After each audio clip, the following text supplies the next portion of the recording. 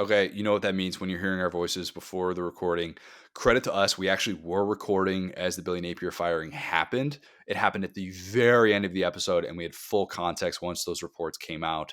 So we do have a full discussion of that. But the first hour and 35 or hour and 40 minutes of the episode, we did not know officially that Billy Napier was done at Florida. But we will get to that conversation at the end. If you are just listening to this episode to hear us talk about who Florida could replace him with, go to the very end. You should listen to the rest, though. Just listen to the rest. It was a loaded week in college football. Week 8 was very much stacked to the gills with quality matchups and all of these great games. So please, please, please do not think that we just recorded before the Billy Napier thing. We have all of that context at the very end of this episode. Let's kick it to the rest of the episode. Hey, what's going on? This is the Saturday Down South podcast. Subscribe to Saturday Down South on YouTube. I'm Connor O'Gara. Well, I am old enough to remember when there were blowout games in this conference. 8 SEC games, 6 of them were one-score games. What happened to the days in which teams could just show up and win by 60? Because it feels like they're gone. Yeah, we could talk about the good old days and bemoan the new college football, but parity is here, right? I mean, you could see close games like we saw today with even like Arkansas and Texas A&M, an undefeated team versus a listless team with a interim head coach. But it feels like every game is an opportunity for chaos versus like kind of in previous years. Like if you go back kind of 3-4 years ago, you kind of knew how a game was going to go in the first quarter or so. You knew if it was going to be close. You knew if it was going to be a blowout. Now it's like there was a period yesterday where there were 4 games on, and thankfully I found out I didn't have ESPN News because that was the only way I wouldn't have watched 4 games at the same time. YouTube TV gets ESPN News, though. I couldn't. I mean, I've had this before. It might just be in my region, but I think I just don't have ESPN News. So in Arkansas, they like had a 1-point deficit going into halftime. I was like, well, guys, got to catch up on Twitter. I got 3 games going because Texas will handle business. Good Lord. Yeah. But I was just thinking and we have a lot to get to with week 8. Tons that happened, albeit a weekend in which all the favorites in the SEC won. But I do feel like the days of showing up and knowing a team is just totally overmatched feel like they're gone. They just kind of do. And it's strange. I was thinking about the Ole Miss game that I went to in 2018 with Marler and my boss Kevin Duffy, and it was a Bama Ole Miss game, and Ole Miss had DK Metcalf and AJ Brown and those guys, and you still knew after Ole Miss scored that first touchdown that Bama was just going to run away with it, and it was such an inevitable thing. And I'm not longing for those days necessarily in which there's such a wide gap, but it would just be such a foreign concept to show up to a stadium in SEC play and know that that's like the inevitable result. And obviously Ole Miss was dealing with sanctions. Bama was, the juggernaut of the sport, but top to bottom, there's just such less of a gap than I feel like we have ever had in the conference. Some are going to just use whatever narrative they want to justify whether or not that means the SEC is mid. But we will discuss what was a very, very competitive Saturday in the SEC. And I'll say, there's one fan base probably jumping up and down right now. We did find out that definitively the difference between Alabama and Tennessee is about 99 yards. This is true. It always is, man. It always is. And South Carolina fans are like, wait, what are you talking about? Competitive? It would have been great to be competitive. News to us, boys. It sounds like we've been lumped into the competitive streak. Okay, we'll take that. Yeah.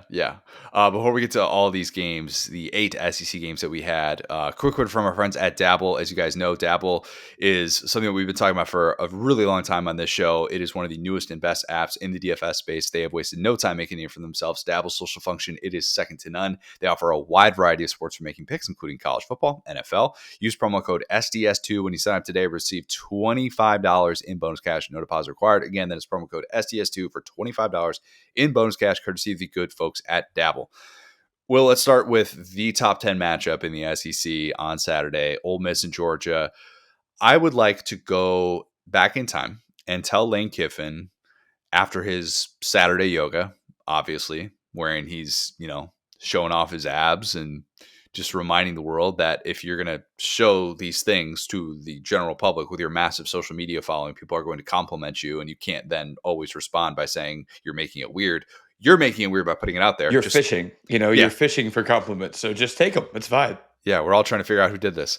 But yeah, if you had told Lane coming off of his yoga on Saturday morning that by late Saturday afternoon, in Athens, he would get all of these things. He would have said, "Oh, really? That sounds perfect." 75-yard touchdown on the first possession of the second half. No punts until the fourth quarter for Ole Miss. 2-score lead into the fourth quarter. Lane would have said, "Let's go. Sign me up. This is ideal. I'm finally going to get that breakthrough win. I'm going He's to like, go I on can the get road." a tighter T-shirt. This is going to be a deeper V. My guys Yeah. can be dunking basketballs. I'm having a great day. It's the perfect day for me. Yeah, how many dunks were landed on the sidelines? Like, what does this all look like? And don't you know it? It still didn't happen. Lane was still not able to get his first win over a power conference opponent in the AP Top 25 in a true road game at Ole Miss. Georgia found a way yet again. Imagine that. Imagine that, Will. No flinching whatsoever. Defensive adjustments, Gunnar Stockton poise, superstar plays from the pass catchers, even post Colby Young injury, all day to throw for Gunnar Stockton, a much better Georgia offensive line. Georgia flipped the switch once again, 17-0 advantage in the fourth quarter. Georgia had more fourth quarter points than Ole Miss had fourth quarter total yards, 17-13. Yeah, wild back and forth game. A fun game. Very different from how this played out. Like we were talking about how favorites all won in the SEC this weekend, but I think Trinidad Chambliss wildly surpassed my expectations. And I do think that's worth mentioning in a game like this because Ole Miss made plays in this one. Deuce Alexander made one of the best catches I've seen all year, the dribbling catch to start off the second half. Just so much good. But as Lane said afterwards, Ole Miss blew a golden opportunity and Georgia just did a Georgia thing once again. Yeah, I mean, sometimes it is just as easy as the drive chart here, which for Ole Miss was touchdown, touchdown, touchdown, touchdown, touchdown, punt, punt, downs. That'll do it. That'll do it. Now, if you're getting stops on defense, you win that game by 30, and you don't have to worry about that little rough patch at the very end. Or maybe that stretch at the end is where the backups are in. But didn't have that. Yeah, not the best day for Pete Golding, I would say, but exactly to your point, man. I mean, going into this hostile atmosphere for Trinidad Chambliss, like you're not gonna as whatever as it is, like this is a guy who is not the starter at the start of the year, and we could be super proud of him and what he was able to do in this environment, even despite the win, because that criticism goes for his head coach, right? Trinidad, to your point, I think played really well. I think that there are some questions asked about the Georgia defense. I'm sure we'll get to that. For They sure. forced one punt in the first half of their last two SEC games. Not great, but at the same time, this is Georgia's DNA. We talked about championship DNA, and it just comes from being in these situations over and over again. I came away from this one feeling like, Lucky had 3 touchdowns. I'm like, Mike Bobo is going to be just scheming Caucasians wide open to the sun death of the universe. This is just what they do at this point. I thought an underrated key play was Josh McCray having the 4th-and-1 conversion where even the camera person definitely thought he was stopped in the backfield. And if Georgia doesn't convert that, they're in their own territory. They're down 9 at that point of the game. And it's kind of looking up going, oh boy, Ole Miss is in position to finish this thing off. And I think if he doesn't convert that, I think Ole Miss wins. I really do. I have no idea how he converted that. Josh McCray is a large, large man. He gets our award for the man. I'm glad I called that guy award of the week because they very much needed that. And I mean, exactly. I think you just covered it. Oh Lord, he coming. Most running backs would get stopped right there, but doesn't skip a leg day. He's kind of like a bulldozer, and he just kept turning. And I think that's why you called that guy exactly. some would say that Cash Jones and the package that he has in the Georgia offense should cease to exist, and all opportunities should just go to Josh McCray. The IOU package, the bankruptcy package, whatever you want to call it. Yeah. Oh, you want to be deceptive. You want to pretend like, oh, because you got Cash Jones out there, you're throwing the football, or maybe he's going to try and throw the football. I'd rather just give it to Josh McCray. That's just me personally, and maybe a whole lot of other Georgia fans. But Georgia was the tougher team. The tougher team. Gunnar Stockton didn't practice much, which we found out he's playing through an oblique injury. And he played, in my opinion, the best game of his career. That was a better performance than Tennessee because it was true back and forth, and you needed the big time moments again late. And there was no lull whatsoever with his game. He was just totally dialed in. Everything he did worked. He saw the field well. He knew when the running lanes were open. But it is wild to think about, and we knew we were going to talk about the Georgia defense and how atypical this unit looks in the Kirby Smart and Glenn Schumann era as well. Georgia's now fallen behind by 2 scores in 4 of 5 SEC games. That's What's the record of those games, Connor?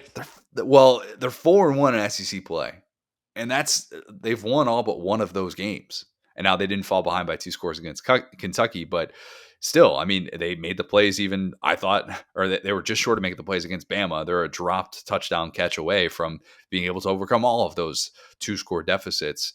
And when you score in the first 8 drives against a top 5 opponent like Ole Miss, you're going to have a pretty good chance to win. And that's what Georgia was able to do. The offense was great. And I thought it was an awesome Mike Bobo game outside of the Cass Jones stuff. But still, exactly what you could have hoped to see from this Georgia offense, which was a unit that came in with a lot of questions this year. And it's funny, we've gotten to this point in the season now, late October, where it's totally flipped. It is totally flipped. And you just kind of hope that Georgia, with these defensive moments, their bend don't break, not within a possession in the way that you traditionally would say a unit can be bend don't break, but within a game, within the flow of an entire game of art. Well, as long as they can get those key stops in the second half, I guess that's kind of all that matters. Georgia's just a bizarre team, very bizarre team. I don't think Kirby Smart is anything like this. This is even more extreme than last year. Definitely not the same type of identity. Yes, and I have certainly been critical of Mike Bobo in different moments, but we've talked about it. This is kind of their ideal offense, the guys that they would bring in, right? Where there's no one star, they're moving the ball around. We've talked about this a little bit with Alabama as well, but it's a lot of specialists, right? It's take the Cass Jones stuff out of it. He does have a role, whatever that would be. Talking about Yeah, McCray, sure. talking about Branch. Branch looks talking about, great, by the way. Branch looks. Mhm. Branch is making me want to say some negative things about Lincoln Riley that I'm not willing to do just yet. But Branch looks Sure. awesome. Yeah. Yeah. I mean, but honestly, that's worth saying. It's that Lincoln Riley was seen as this offensive guru, da, da, da. Well, Mike Bobo has been the one who's been able to unlock a player. And who would have thought in this day and age that that's what we would say? And especially a guy like that, a skills guy, right? And so what Georgia has struggled at is using the receivers over the last couple of years, the way that Carson Beck has played. We can kind of start to do the math there, a little Da Vinci Code unlocking of why the receivers didn't look so effective last year and why they do this year. But I digress. I think that part of it is, the ability to just never die, right? To keep the offense alive. And again, like this is going to be graded on the curve because this isn't a standard historic Georgia defense, right? More is going to be asked from the offense. And just to put a bow on that, Gunnar Stockton was seen as this guy who, number one, was, let's say, a little bit too decisive. He had kind of the grenade turnovers here and there. I feel like that's been, if not totally eliminated from his game, you don't feel as risky and you feel like putting the ball in his hands is a great risk to take. It's not a very risky play because not only is he spreading the ball around, but he's pretty effective with his legs, I think. We talked about it after the season opener when he had the 10 rushing attempts. That was the first time a Kirby Smart quarterback had 10 rushing attempts in a game, which is crazy for someone who coached Justin Fields. But I mean, think about that. Like, this is also an offense that feels like it now can do everything you would want it to do. And that's a really good thing at this point of the season. Big picture with Georgia as conference championship, playoff, all that stuff approaches, the question is going to be, is this team playing with fire with the issues that it's had defensively? You just can't assume that you're going to always be able to overcome a deficit. What happens if you fall behind 21 to nothing against an offense that's just capable of keeping its foot on the gas and just, it's just built to handle those moments? And then alternatively, you could play the other angle and say, well, what happens if they're against a team like Ohio State that hasn't fallen behind or that doesn't know what it needs to turn to in these tight moments on third down? It's like, we'll play the results based on how this season goes with that. But there's definitely two sides of the coin to that. And in a year in which we're trying to figure out where those dominant teams are, Georgia is certainly not one of those dominant teams. Nobody can sit here and tell you that, but try and figure out a variety of ways to win football games. And Georgia maybe is winning a little bit too one-dimensionally by falling behind early and overcoming it. But at the same time, you can kind of justify what Kirk Herbstreit said. And I'm curious if you caught on to this too. Kirk Herbstreit said that Georgia Bulldogs, most resilient team in college football, said that in the closing moments of this victory. And it's kind of hard to push back on that. Now you could say, like, what is resiliency? Is that what you dealt with in the offseason? Because there are a few teams that are obviously a lot more ahead of the pack in that regard. But just in terms of within a game and what they can show you, yeah, Georgia is just the team that doesn't die. And that's not the worst thing in the world to have at this point of the season. Yeah, and that's almost an underrated part of the old college football that we don't see anymore, right? Is we saw these teams for our whole lives. The Oklahoma's, here comes a little bit more Brian Kelly slander. Notre Dame, right? We'd see them show up against Alabama. They look like world beaters. First time they get punched in the mouth, their season's over. You know what I'm Yeah. saying? We saw that a lot out of Oklahoma, Lincoln Riley, those style of guys. Shout out to Brent Venables for their quote this week. But it was true, right? It was true that Oklahoma would be in these Big 12 games sleeping, just not even trying to like run their whole playbook. And then they would get to the playoff or they would get to even a conference championship game. Shout out to Aaron Sproles. And it would be, oh gosh, who's this guy? And so, point being, this is exactly what you want to see in modern football. It's, hey, if you're Georgia, you might have another loss to play with, honestly, if you're a big brand and if you have some of these quality wins. And so let's find the championship football that we need right now. Let's not get punched in the mouth for the first time in the playoff or in the championship game. Let's iron out some of these things and know that when we look our teammates in the eyes, hey, we've been here before, you know? Talk about being there before, Will. Here's a question that I find myself asking. I'm embracing the chaos. We are adapt or die guys. I love that we're living in a world in the SEC in which we don't have divisions. There's like half the conference has zero or one conference loss and still has a legitimate path to Atlanta. Fun for the sport. The more fan bases that are engaged for what we do for a living, the better. I'm here for that. Love it, love it, love it. But are we going to emerge from all this chaos, all this parity, and just have another Georgia Bama SEC championship? Are we? It's very possible. It's very possible. But you can't see other teams haven't got their shots. I That's the thing. I think it would take multiple A&M losses to have that happen. I haven't gotten into the tiebreakers yet. We got to get that the one guy last year who had all the tiebreakers. I can't remember that site. I'll shout it out when that emerges, and we can see that. We could just do scenarios of figuring out what in the world it would take for that to He's happen. like Spirit But Halloween. He pops out of the shadows whenever we're ready for him. It's like, how many teams you got? Okay, I got you. yeah, it's like a Hobby Lobby. Just you're only open, a specific time of year with that type of stuff. He's like, all right, once we get into November, that's when the site is up. It's live. The algorithm's good. We're good to go. All right, let's talk Tennessee, Alabama. Third Saturday in October. Another third Saturday in October in Tuscaloosa, and another Alabama win. How about that? Another massive, massive momentum swing with a long Alabama touchdown return as Tennessee was on the goal line. Right when Zabian Brown returned, I don't know why I said Zabian. Zabian Brown returned. How dare you mispronounce Zabian? Get out of Right? here. Yeah, my bad. When that happened and he takes the Joey Aguilar pass for 6, which we're going to get into the issues with that play, I immediately thought, oh my God, it's 2019 all over again. Jared Garantano, the fumble across the goal line, Trayvon Diggs returns at 100 yards the other way. Eerily similar in how it happened because it looked like Tennessee was about to make it a one-score game, and then all of a sudden, boom, no, this one is kind of all but over. For those who did not see this play, this very massive play in this matchup of top 15 teams, Tennessee didn't have any timeouts at the 1-yard line, and it's a 16-7 game. They're trailing Alabama. For whatever reason, Tennessee goes under center, and out of play action, it's a throw that Joey Aguilar makes too late and to the wrong shoulder, and it's a pick 6. Basically, 5 things had to happen for that play to turn out the way that it did, and Bama essentially hit a 5-leg parlay. And I guess 6 if you want to include, Aguilar not being able to find the right angle to be able to make the tackle or force him out of bounds because time was expiring at the end of the first half. Like that's the only way Bama's scoring in that instance. Even if you force the guy out of bounds, like you still, okay, that's a bad mistake, but it's not as big of a momentum swing. And it was a great point that Booger and then I think McElroy made on the broadcast as well. Why are you running play action out of the I formation on the goal line when you don't have any timeouts left and there's 9 seconds left? Like what? Everyone knows you're not running the ball. What are you doing?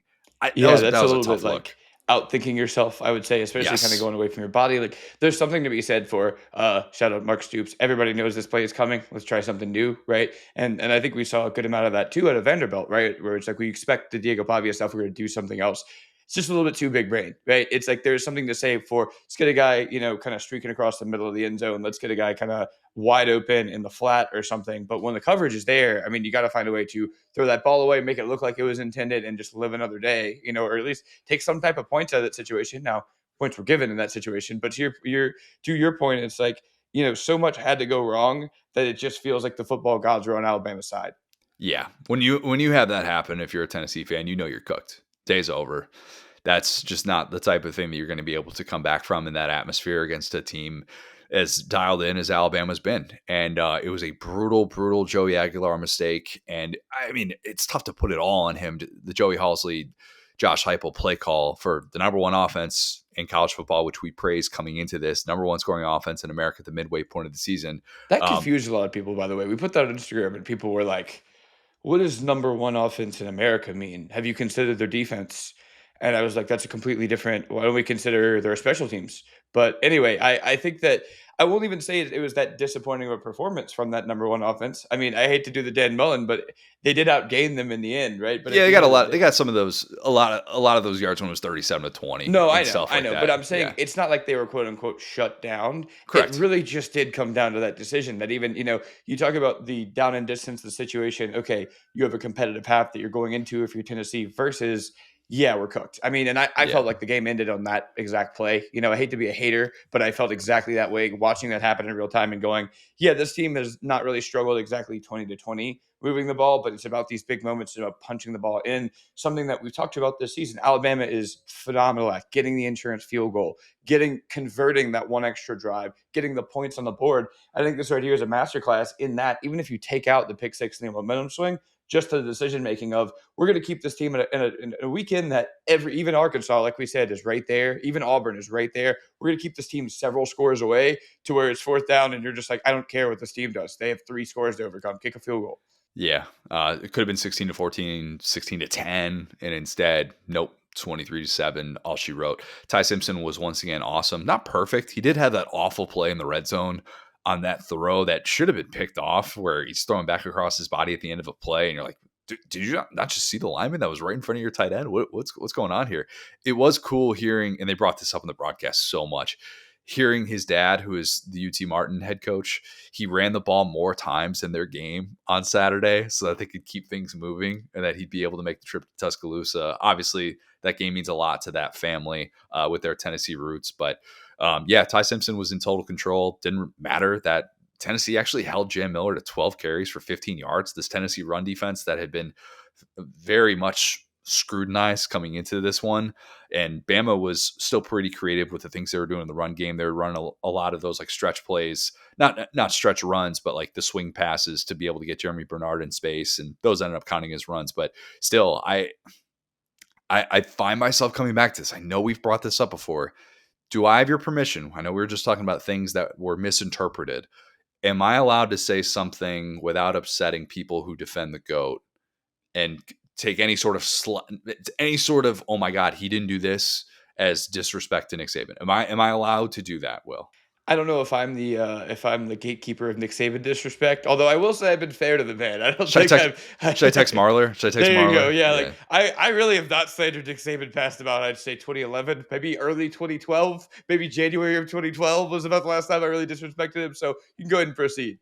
All right, so I'll give the folks a little peel behind the onion here. So Saturday night, as this game is unfolding, and I'm writing the column, Kalen DeBoer just did something that Nick Saban had not done, which was beat four consecutive AP top 25 teams without any buys or extra rest in between. And so, like, I'm writing that column, and as I'm finishing it, I see that not only had Nick Saban done this, but Chuck Dunlap, who does great work at SEC Communications, he tweeted out, nobody in SEC history had done this, had accomplished this feat. Four consecutive AP top 25 games, all wins, no buys in between. And Saban had the four wins against AP top 25 teams, but he had the bye week in between that LSU game in 2016. So technically, he's not part of that club. Let's just put perspective on this, okay? Because it's going to be lost in the shuffle of the craziness of this season. And if Bama doesn't end up winning a national championship, people will move on from this and people just move the goalposts with DeBoer. But we need to appreciate what just happened here. These wins, these four wins, consisted of beating Georgia at night in Athens, a setting in which UGA had not lost again at home at night since 2009, beating Vandy in a revenge game, and we won't sit here and talk about margin of victory, but beating Vandy in a revenge game that you had to have, beating Mizzou to hand the Tigers their first home loss in 2 years, and beating Tennessee in a revenge game by 17 points. You can't poke holes in that. And here's another reason why you can't poke holes in that, Will. Those four teams in non-Alabama games this year are a combined 23-1, with their lone loss being Tennessee falling to Georgia in overtime, and somebody had to lose that game because they were playing one another, and those are two of the four. So make of that what you will. People are like, oh, let's tell me what they're going to be at the end of the season. Well, buddy, right now they have one combined loss to non-Alabama teams, so that has to count for something.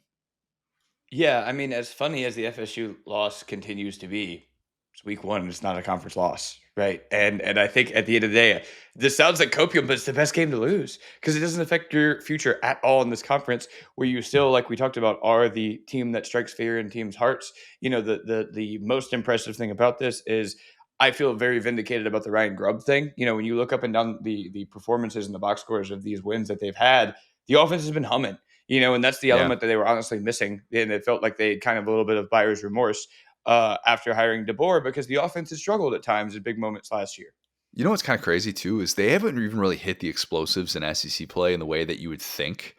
Like they haven't been as efficient as maybe one would suggest. And they're running for like 4 yards a carry basically in like all these games, if that. And they're not getting the Ryan Williams late in Georgia type of play in these games to like dig them out. So it's not even like they're being bailed out by that. And I think that's why it looks so much better is that they just pick you apart, man. Like they do. And by the way, big bounce back game for Ryan Williams in this one after he was invisible at Como last week. And instead, like they're able to just put together a game plan where he's featured early. You knew that was a point of emphasis with the opening script. And they just have enough other weapons where they're just going to kind of find a way to find whatever your weakness is, whatever your hole in the defense is, and they're going to attack you. Sure, go ahead, take away their ground game. It's not going to matter. It's not going to matter. It never really feels like it's going to be that significant. And that's what I think is really impressive about this offense that just allowed Kalen DeBoer to improve to 19-3 against AP top 25 teams lifetime. He is 25-0 at home as a power conference head coach.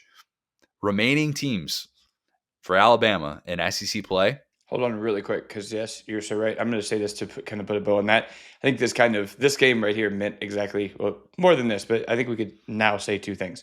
Number one, DeBoer is a fit here. I don't think we have any Rich Rodriguez feedback anymore on I him. need to talk to my guy Doug Maurice about that one Yeah, and say like, can we double back on the Rich Rod at Michigan takes? Should we wipe that clean from the internet? Do you want that out there still? Do you want me to cold take you? Like we're gonna keep bringing this up. Yeah, yeah. I mean, and hey, we felt it after FSU. That team looked wholly disorganized. We got the one Gus game of the year, it appears, right? But that being said, like this is a good coach. He's a good fit at Alabama. That's number one.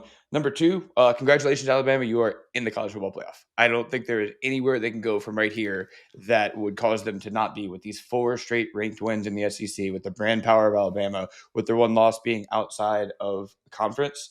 I mean, again, so you go into the schedule because that's the point I was going to make. yeah, because 9-3 Alabama, even that team, unlike last year, look at what they just did. I just told you what they just did, and their remaining opponents are 5-11 in SEC play. So you could say, yeah, maybe they're going to have one of these disastrous losses. 10-2 still feels like very, very realistic for this team and what they have left. Doesn't mean that they're going to be perfect. Doesn't mean they're going to win a national championship. But for all the questions of, oh my God, is the sky falling in Tuscaloosa? Are they going to miss out on the playoff? At this point, you'd be stunned if they missed the SEC championship. You really would. Yeah. And I really do think their floor is, even if they lose another game, even if that game takes them out of the SEC championship game, they're going to be where Tennessee was, but healthier, And hopefully, scary. right? Who's going to want to And face that team in a playoff setting? No way. exactly. And in the modern age of college football, it's like, hey, conference championships are nice, but I mean, again, look what happened to Georgia last year. You play the conference championship, your starting quarterback goes down. You know what I'm saying? Like, if you're Alabama in these ranked environments, in the Gladiator, in the Coliseum, that's when your team steps up. So you'd rather to be in the playoff as a 12 seed because you feel like you could go play Ohio State, go to Columbus, and whoop them. If you're Kalen DeBoer, why wouldn't you feel that way? Kalen DeBoer is 14-2 now in the black hoodie. He talked about afterwards how he's trying to like prevent guys from getting the smoke ash on it, because obviously smoke them if you got them. Third Saturday in October. I didn't know he wasn't washing it. Is he not washing this sweatshirt that he's wearing for seemingly at least 4 hours in a given Saturday? I I love how we have gotten like the level-headed analytical robot Kalen DeBoer to be first off an emotional mess in year one, and then like a conspiracy theory tin hat guy in year two. Like I'm not gonna wash the hoodie. I'm only gonna wear black. Get away from me. I can't wash this. It's like this is so funny watching him become Southern in the paranoid way. We're all like, okay, let's just make sure and have our lucky undies for the game. Shout out to him, man. That's probably the biggest difference between the DeBoer era and the Saban era. It's not, oh, losing to unranked teams. It's you have a coach that's listening to fashion trends with his sideline apparel because he feels like they have actual they have actual merit behind them. Yeah, it's a different world. But if we're gonna need to get that thing, if Bama has to like travel, and now they're setting themselves up to where they wouldn't have to like travel to Ohio State for a first round playoff game or something like that. But we're gonna get real dicey here. I'd love to know what Mrs. DeBoer thinks about the sweatshirt and its powers and whether or not you can wash it or not. But nonetheless, a really nice win. And who's to argue with him at this point? Even if he reeks on the sideline, I don't really care. Well, Tennessee's been playing with fire a little bit. That might sound like revisionist history. I think we've been pretty complimentary of what they've been able to do, how impressed we've been with the offense that they put together despite the turnover. I think the units that they've done it against are not doormats. I do think Mississippi State is better than people give them credit for, blah, blah, blah. But they weren't good enough to overcome a goal line mistake like that on the road. They weren't good enough to overcome 10 penalties like that on the road. And they weren't really good enough to overcome Joey Aguilar playing through what looked like a neck injury after he took a shot trying to get into the end zone. Also not good enough to cover Ryan Williams and Jeremy Bernard for 60 minutes with their issues right now in the secondary, very injury-riddled unit. But maybe still good enough to have a college football playoff path. Will, tell me how you feel about this. I mean, to your point, it's kind of a logjam in the middle. Feels like everybody Yeah, but LSU hasn't been eliminated, right? And so that being said, I think it's playing with fire, but it really just is hot and cold, right? It's the fact that their defense just is very good. And again, like the identity of the Josh Heupel team, again, another man from South Dakota who has just become Southern, where we said, okay, well, you're running the football, you're playing defense. Well, now you're in a funhouse mirror. You can only play offense, right? But that being said, I mean. Yeah, again, looking at their schedule, the only team that you feel like could maybe be favored against them is Vanderbilt, but that's a home date, so it'd be hard to see. But I do think they could have one puke on their shoes game still in them, right? remaining Oklahoma schedule. at Yeah, Florida, you know what I'm saying? At interim, probably head coach Florida by that point in the season, right? So yeah, it's just I don't know that this is a playoff team play style wise, like in terms of caliber of team, just because of the defense. I think it can be a great coaching job. I think it can still be a very good offense.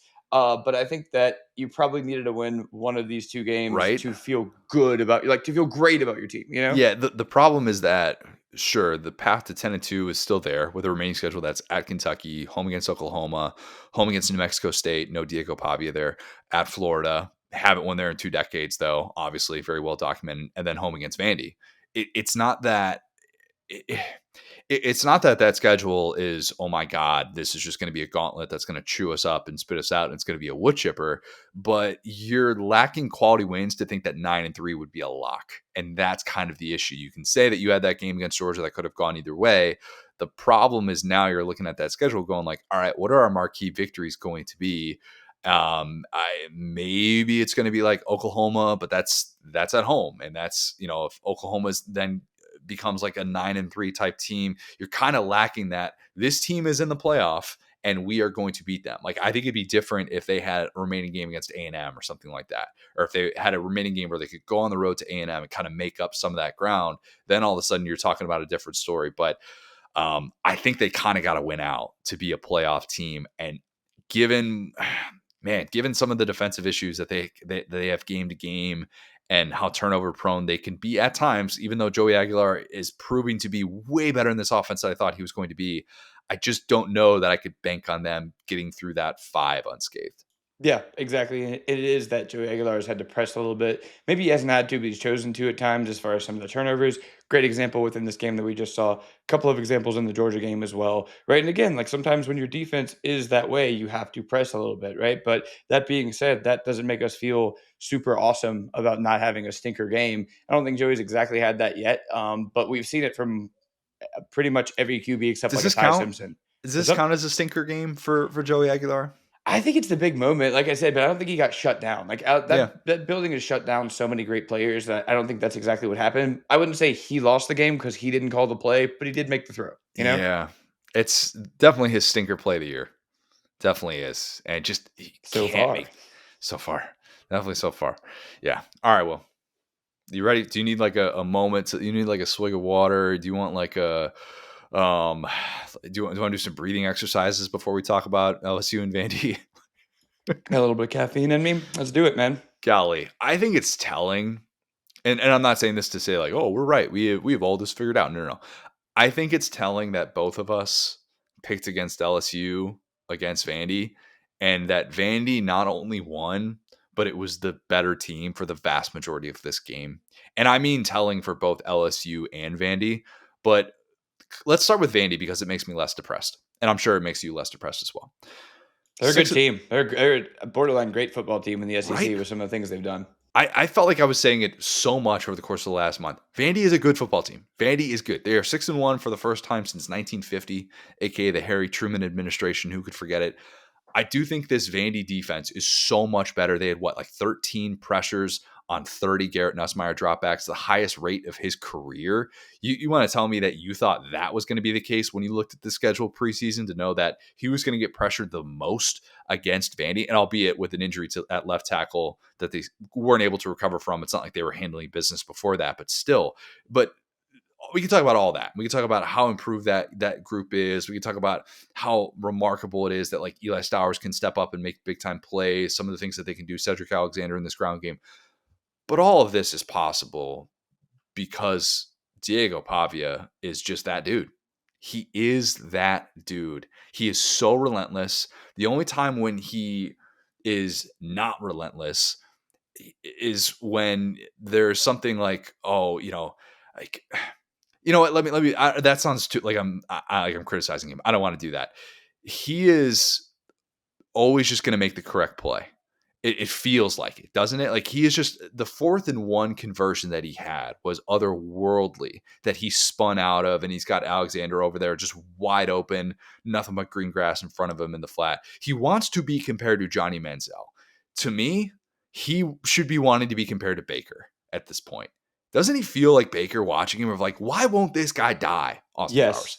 I mean, I will say that Baker did have some of those. We talked about those Oklahoma teams. He did have some more gaudy like passing numbers. And I will say again, the Bama fans screaming at the radio because they already or their car stereo because they heard the Bama preview. Bama did force those plays. LSU did not. But I will say this was an LSU defense that we thought was the best in the SEC after what they've been able to do at these different points. And again, you could look at hey, Sellers isn't what we thought.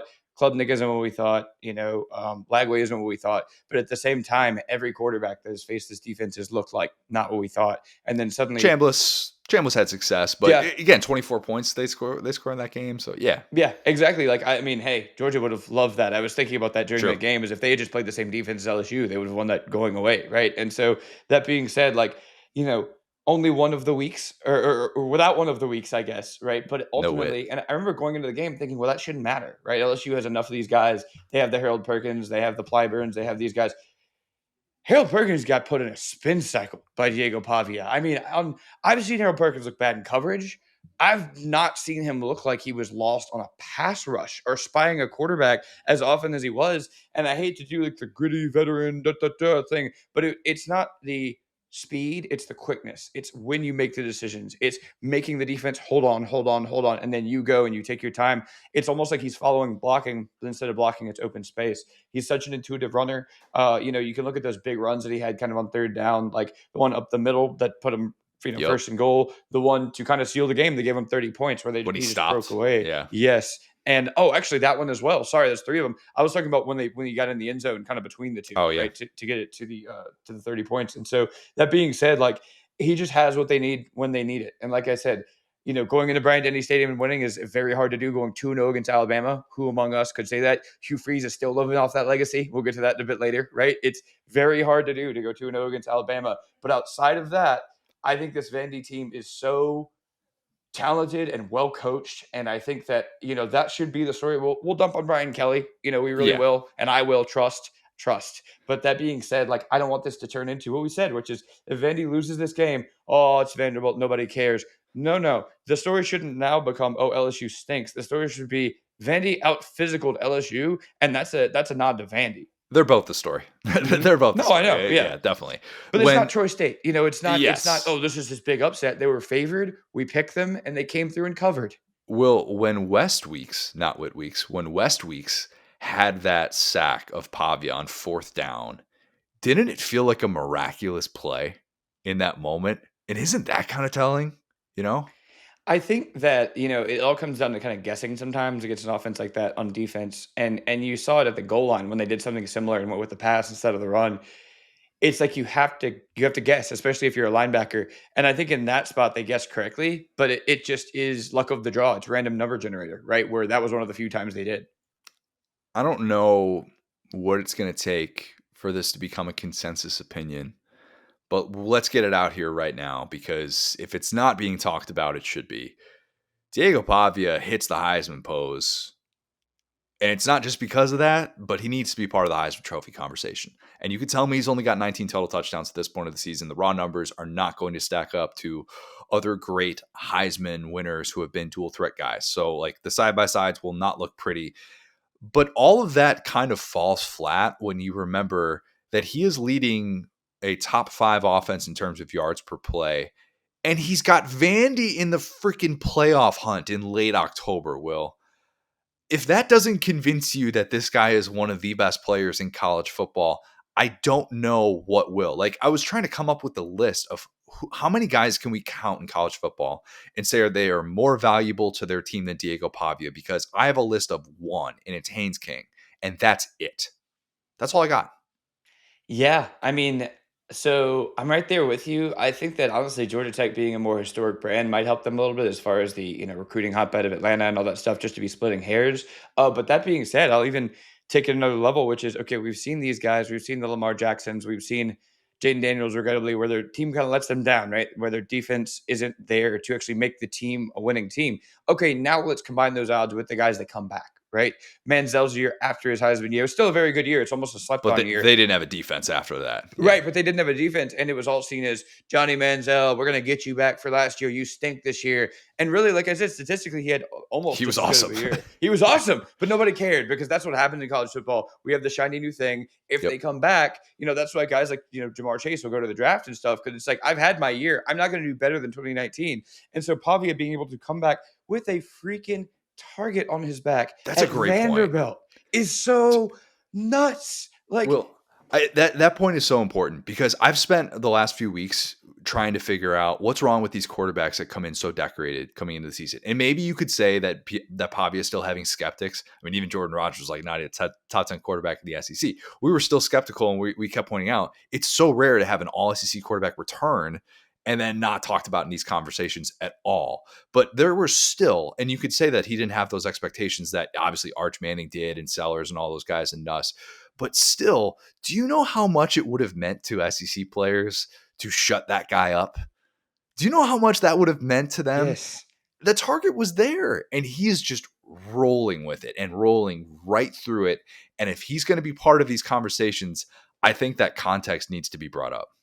Yeah, I mean 100%, and I've seen it so many times in posting on the SDS account. It's almost like, "Hey, I gotta take a break from Pavia content," because every time I post, like, "Oh, Pavia's got the ski mask on before the game," people are like, "What a loser. This guy's he's a showboat." And it's like, yeah, you gotta kinda gaslight yourself at Vandy, man. The fact that we've now completely shipped the narrative from this guy's a fraud, that's how you know, because the Yeah. haters are always gonna say something. There's no this guy's a fraud there. This guy shouldn't be so cocky. This guy shouldn't rub it in your face when he wins. And it's like, actually, he kind of should if he's at Vandy. So yeah, that's just exactly your point, man. With all of the ability that these rosters have had, LSU, Florida, whatever. I mean, I think we've never seen something like it. Because again, not to repeat myself, but there have been teams that come up for a year or two where it's like, okay, can they repeat? Can they come back? We've seen these coaches kind of like have their one good year and kind of die off. But it just feels like not only Diego Pavia, but also now Clark Lee has this runway where he's been able to recruit off of this for 2 years, think about the plans, and with him and Barton Simmons, they're planning. So I'm excited to see what this Vandy team is going forward. And it's a hometown coach who played there. I mean, sky's the limit.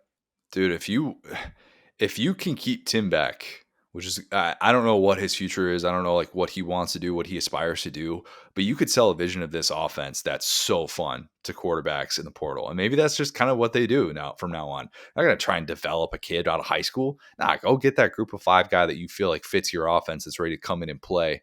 And Diego Pavia is certainly doing it. If you're sitting here with Pavia fatigue and you're like, how many times are they going to show his mom during the game? How many times are they going to show his brothers during the game? When someone stops him. Yeah, probably then, and maybe not even that because they still showed her a lot during the Alabama game. But this probably isn't the week for you because don't you know it? Vandy's hosting College Game Day, first time since 2008. Mizzou and Vandy, Mm-hmm. 1-loss teams, kind of a playoff elimination game. It's turning out to be. I'm here for it, man. I'm absolutely here for it. And I'm not sick of this at all. I hope Pavia just continues to get more and more years of eligibility, stay locked in this legal battle with the NCAA, continue to just kind of push this back. It's almost like when you try and get a suspension appealed, and then you just get to keep playing while your appeal process is being heard. Let's just make this Diego Pavia college football quarterback in perpetuity. All-time quarterback, yeah, you got, Johnny Manziel, Asher Roth on the sidelines, Yep. Just, "I love college," like, that's that's because that's it for him, and I love that. It's that again, there's nothing wrong with this being the peak. I wish that we wish this was our peak. We could look back in 10 years and be like, "We beat Alabama." So, just let him enjoy it and don't worry about the next thing and don't worry about all the haters and stuff because we're in it, and I think sometimes we wanna turn the page into stuff too quickly, but let's enjoy it, and hopefully I've filibustered for long enough to take up Yeah. our 10 minutes on not LSU. All right. Let's talk LSU. Will Garrett Nussmeier's reaction told you kind of everything you needed to know.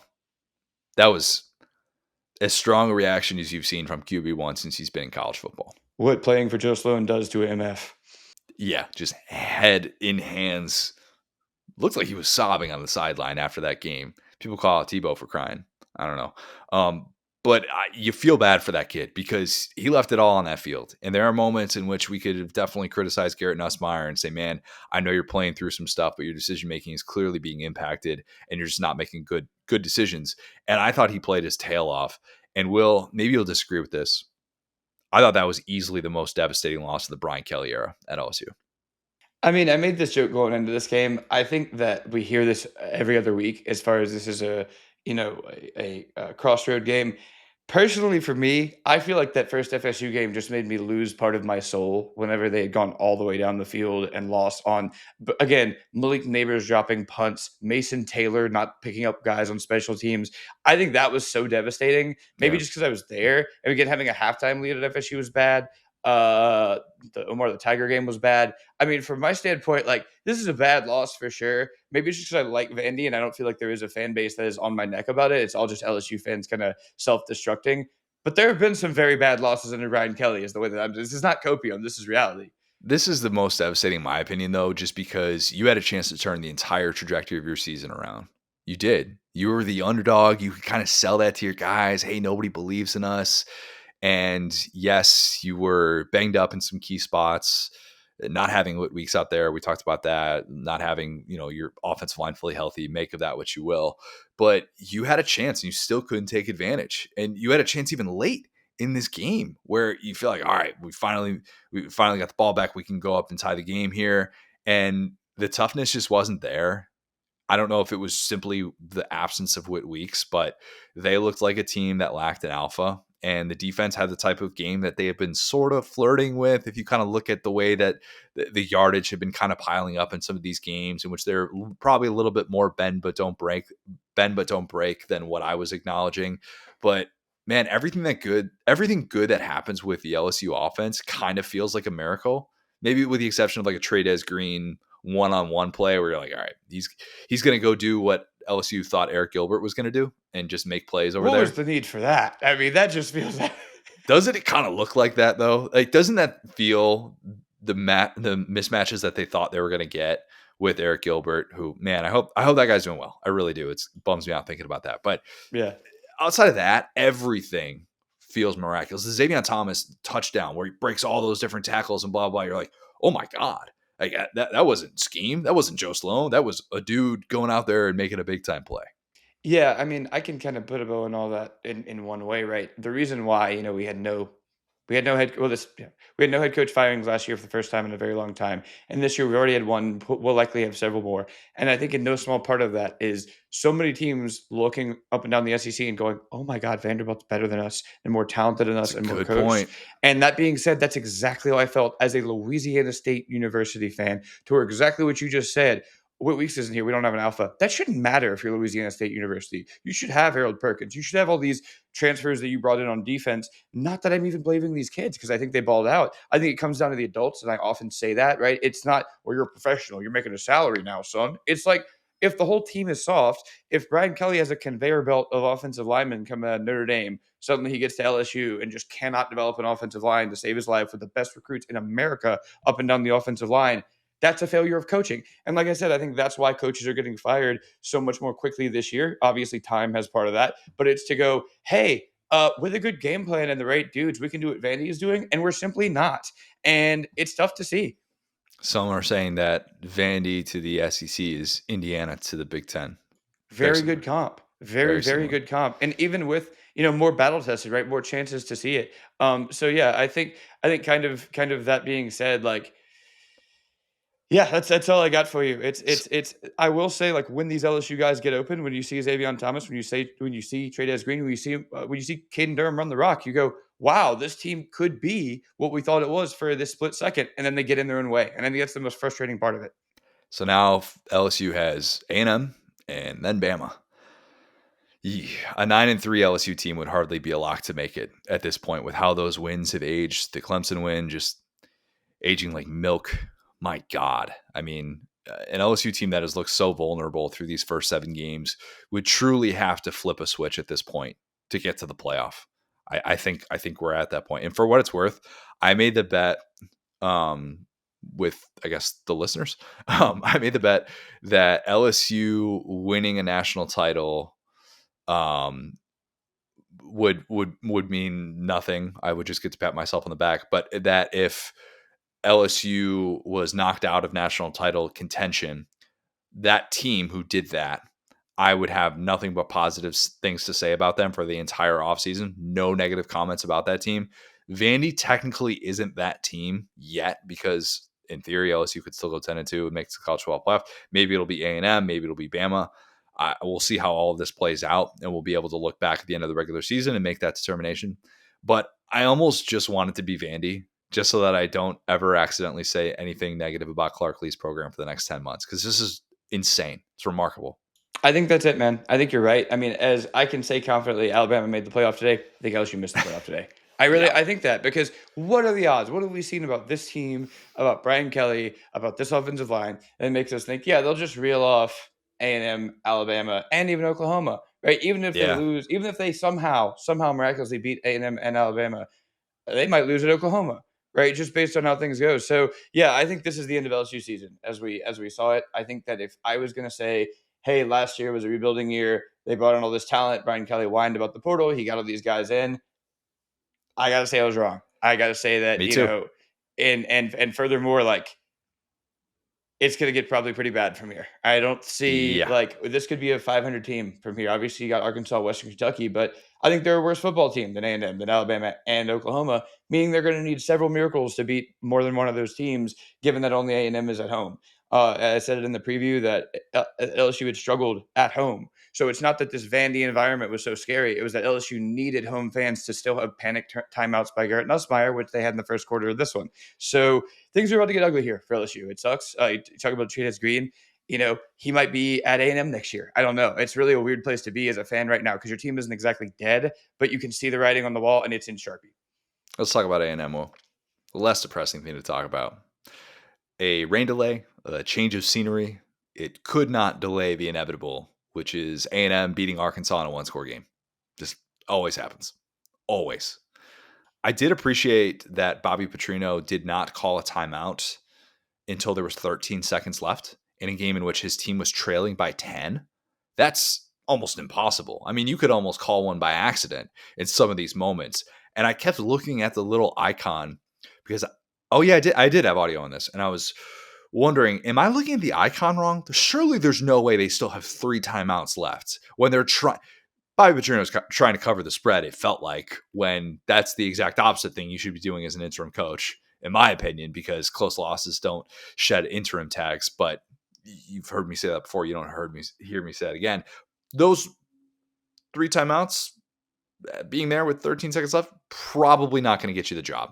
Hey, Probably not look, going to come up in the Bobby postseason Petrino, interview. Taylor Green, all gas, no brakes. All right, that's the thing about them. A timeout is foreign to them. Dude, They're going 100 miles an hour, and wherever it takes them, if it takes them into a ditch, if it takes them into a turnover, that's all good. Taylor Green was so resilient in this one, too. And, Actually, there was not a turnover in this game. I got right? to give my boy some credit. He did not have a turnover in this game. He balled. He's got a knee injury. He's fighting tooth and nail, man. He leads the nation again. I brought this up last week of peeling out of plays before they begin and somehow turning them into anything. And I mean, that's different than what Sellers does, because Sellers technically doesn't peel. He goes to his right, where Taylor Green does this like spin move to get out of it.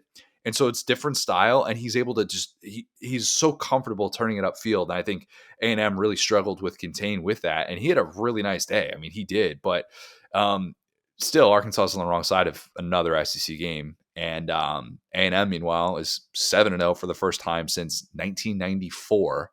Bill The Clinton year of my administration. birth, Connor. So my entire life, this has been in the making. Yeah, how about that? Well, so this happened, I guess. Okay, so you remember you were a month old when this happened, right? Exactly. The best time for Texas A&M football. I remember they were saying, gig 'em. Yeah, they were. And you're like, I can't say words yet, so I can't say gig 'em, but that sounds cool. Sure.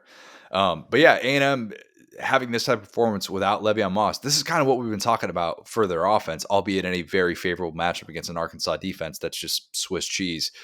This could have been an even bigger day on the ground for A&M. Had a holding penalty, which I thought was, you just didn't need to have it in that moment. It didn't really impact the play. I get why you had to call it, but it called off a very long Marcel Reed touchdown run that would have basically ended the game at that point. A&M's offense was always going to thrive in a matchup like this, but I don't think we should ignore the fact that the Aggies didn't allow Marcel Reed to get sacked, and they ran for 217 yards without letting Arkansas get that big late stop. Like that stuff still matters to go on the road and do that. We're seeing so many different teams in the SEC look like a shell of themselves offensively in these road atmospheres. And Arkansas, for a delayed rain-soaked stadium, they still brought it. They still very much brought it, and that atmosphere looked like it was at least anticipating an upset, because beating A&M is something that Arkansas just simply does not do. But when you have Marcel Reed playing at that type of level, A&M is going to be able to win a game like that. And, maybe you'll disagree with this. I think in the SEC right now, Ty Simpson, Diego Pavia, Trinidad Chambliss, they are the top. They're tier one. They are probably leading the way for all SEC discussion at this point of the year. But Just like we thought, right? right, Just like we thought. Ty Simpson, Diego Pavia, Trinidad Chambliss. Ty Simpson, who again struggled mightily at FSU, especially under the pressure week one. We have all these guys coming back. Diego Pavia is the one last guy standing from last year, exactly as we thought. The short guy who was third in the SEC in carries, Ferris State transfer, and now you're about to see Taylor Green is fourth, and I agree with you.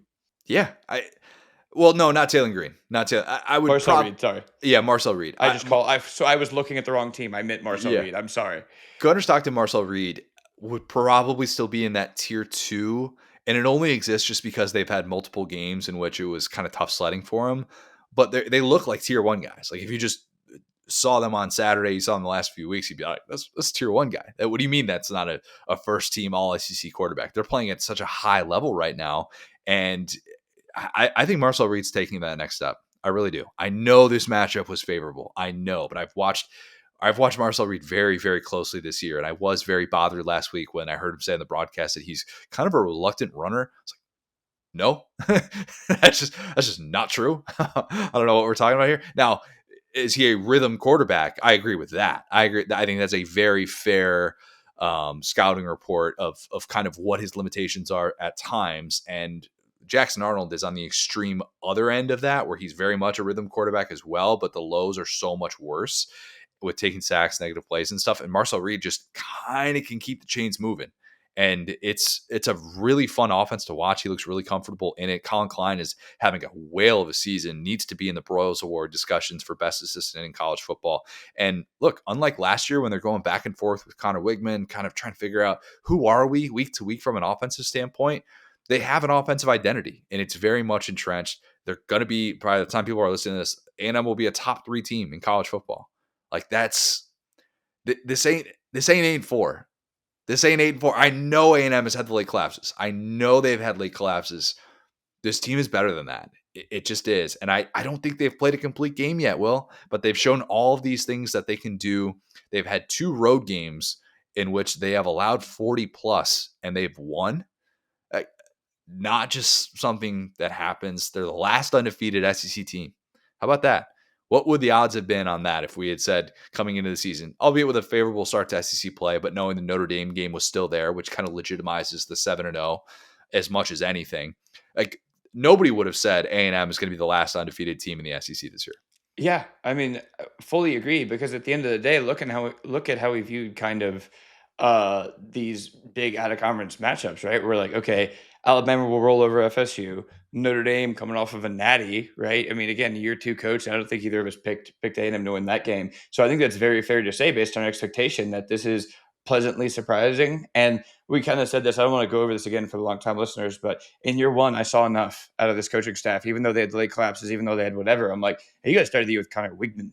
You started with like, weird stuff going on as far as from the Jimbo era. Yeah, okay, no one's going to feel bad for A&M. They have the finances, they have the talent, but it still wasn't fundamentally their roster until Marcel Reed took over. And I do think here, like you see with these 2 teams, obviously money's a big part of it. Texas recruiting versus Arkansas, I get that, but it really is schedule versus chaos, right? When you look at on paper, Jalen Green is probably a more talented quarterback than Marcel Reed, but he is surrounded by chaos at all times, and there's no structure to his game. So that's why he can have success in some of these big games, because if you're a cerebral defense and a cerebral linebacker, you don't know what he's going to do next because he doesn't know what he's going to do next. Whereas Marcel Reed is very much learning to be like, okay, trust the system, trust these players, trust these great coaches. I think A&M is right now, what happens when great coaching and great talent come together to run a system on one page, Right? where it goes, hey, this used to be a team like, they were the example of a team that, like Miami, a team that just collapses, whenever they get to this point. Now they're starting to be already one of these gritty teams that wins the games like this. We've seen a little bit of that, not to compare these 2 teams, everybody relax, but the way that Georgia's won some games this year where it's these higher scoring back and forth games and they're not scared, I think that for A&M, they're right there where they've had to win games in weird ways already against A&M with the hold against Arkansas here on ESPN News. I think that they are as battle tested as they can be while still being this dominant. At LSU, at Mizzou, home against South Carolina, Samford, at Texas. 3-2 in that stretch, which they'll be favored significantly at home against South Carolina. They'll be favored significantly against Samford. So in theory, you just need to win one of those road games. And 10-2, A&M's in the playoff. And look, we can get into what it would look like for them to get to Atlanta and how big that would be for their brand. That would be a more lasting achievement, so that it's not, hey, you realize this program hasn't played in a conference championship game in the 21st century, a stat that is always brought up with A&M.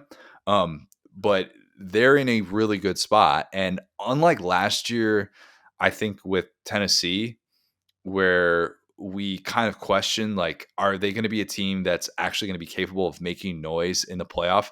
I will again come back to I don't think they've played their best game yet. I don't think they've played a complete game yet. Now, this schedule is going to test them on the back half, and they are going to probably have to play their best game either at LSU, at Mizzou, or at Texas. One of those 3, if you're going to come out of those games alive, it's going to be because you played a complete football game. But it's kind of hard to poke holes with what Mike Elko has been able to do in year 2. I just think it feels so much different than the Jimbo era. It really does. Very much so. It feels like they are adapting. It feels like their coach is fired up. It feels like he wants to win as much as the players. I think that matters so much coming from Jimbo, who's a little bit folksy and removed, especially at the end of his career. Yeah, there's only so much the recruiting can do. Sometimes you got to go out, Mario Cristobal, and actually win the dang games. I think that's the level that they have here. And I think from here, to your point, they'll probably be favored in all these games.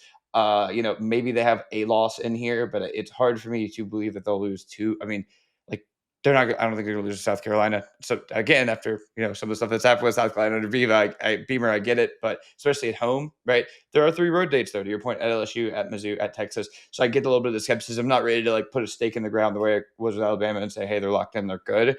But it would take a historic collapse. I'm talking about losing Yeah. if not 2, then 3 of those games for the season to not be a And you still got success. the Notre Dame win too. That's the other part of it too, where it's like you've already done some work on the front end of this, where it's not just your conferences. It's that even if you lose 2 of these games, you're going to get another win out of an LSU or a Mizzou or a Texas, and you're going to have Notre Dame doing their classic back end work for you. Everybody counted them as dead, and then now they're cooking everyone. Yeah. So A&M sitting pretty right now. I think they're a team that can still improve and very much be part of the SEC title mix in maybe a different sort of context than what it felt like last year. Okay, Texas, Kentucky. Will, this game made me hate Texas. This did it. This is the one. I think officially. I hated them a couple of weeks ago, or yeah, what is it, 2 weeks ago with the Florida thing. And I'm not talking about the defense or special teams here, though. The defense did have a few moments where it just allowed Cutter Boley to make some big time plays. And for whatever reason, Cutter Boley just plays his best against Texas. Last year, he got the all right from Matthew McConaughey. This year, I don't know that he got that. But this was a game in which you wondered how Texas was going to perform coming off an emotional win in Red River. And even in that atmosphere, which the Kentucky atmosphere is still a road atmosphere. Again, don't sleep on Kroger Field. I think it was fair to wonder if we were going to see a different sort of flexing Texas team, at least on the offensive side of the ball. Not insane levels, but just enough. Nope. 179 yards of offense in this one. It felt like less. It honestly did. Yep. Longest touchdown drive of the day, the only touchdown drive of the day, was 5 yards. Yeah. And it was set up by a really long return. They should have closed the game in regulation too. And DeAndre Moore couldn't stay in bounds in a play where I don't know what Texas is doing. And it gave Kentucky, so they kicked this field goal to take the lead. And then the problem is they left a minute on the clock for an offense that wasn't moving the football. And don't you know it, Kentucky marches right down the field and ties up the game to force overtime. And then in overtime, you get this big defensive stand at the goal line, which was great. And the Texas defense deserves credit. Bush Hamden deserves criticism for those calls in the goal line, trying to run it at this Texas defense, which they had not been able to do. But then when Texas takes over on offense, they actually lose yards to make it a longer field goal.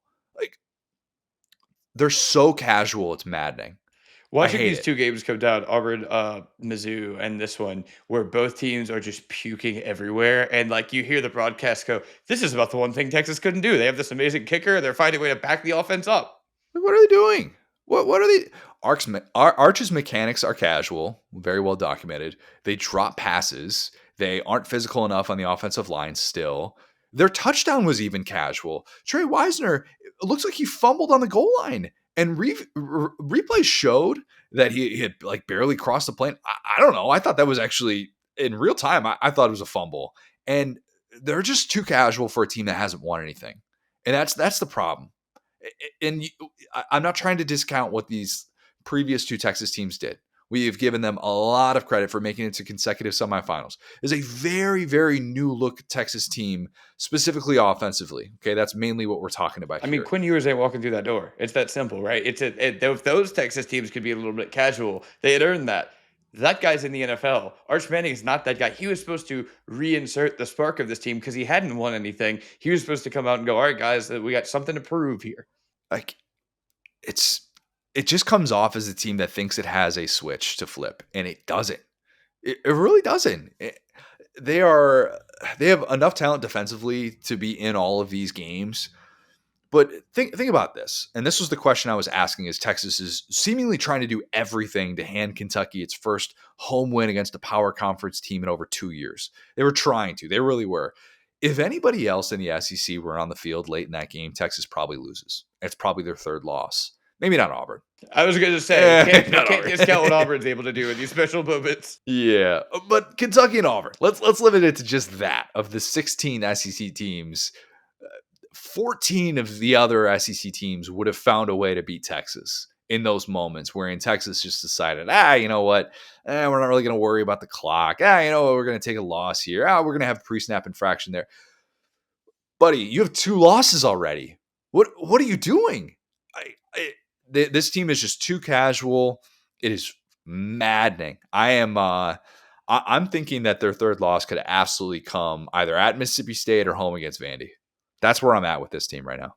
I mean, it's coming. That's the thing is that, like, we talked about it after, I guess, the Oklahoma win. It's like, I guess this team technically isn't dead. But then when you kind of look at everything that's happened since we said specifically that, where like the teams at the top have gotten, at least not gotten worse, right? Like the favorites, like we talked about, one, there has been a little bit of separation from the good to the bad. They're clearly on the side of the bad, right? Like they're clearly on the side of if you show up and play that same game against Georgia at Georgia, you are going to get so embarrassed, and Gunnar Stockton's going to be laughing at you. And so that being said, like I know again, Mark Stoops masterclass. This is what he has done. He's done this to Kirby Smart. He's done this to Lane Kiffin. And we said in the preview, this would be the funniest outcome. A Kentucky team that the broadcast noted that overall this was the case, but I believe it's just the case for Kentucky. Their longest play from scrimmage came in overtime. That is a Mark Stoops masterclass right there, buddy. You get 38 passing attempts, and you are moving the ball just 4 and 5 yards at a time. That's an asylum, and Mark Stoops is the warden. So to put yourself in that situation is just like not what you can do in the SEC. So this really shook my confidence. Exactly what you're saying. And yeah, we're obviously having news come in from some of the coaching situations here, but yeah, I would say we're still kind of circling for a couple of these guys. But anyway, so that being said, I'm with you. And we don't hate Texas as people or as the players or anything, but just the culture of kind of complacency. And I will put a bow on this game here though. I talked about this when it happened, and I'm going to be a man of my word here. I really judged Mark Stoops for not going for it in that game against Georgia, where it felt like had them on the ropes. They went for it here in fourth down and Yeah. overtime, and the call wasn't great, and it didn't happen, and it looked like a painting by the Texas defense while they fit that run. But I at least got to give Mark Stoops some credit. He went for it. He trusted his guys, and that is something to be admired. I I just always feel like Kentucky's going to do the wrong thing. It's just never going to work out. Never going to work out. And that's Texas felt that too, and that's why Texas is just so casual with everything. But it's like watching an NBA team in the regular season is what Texas is like. All this talent, and you're just wondering, okay, I get that you're not pleased to be in Sacramento on a Wednesday in January. I get that.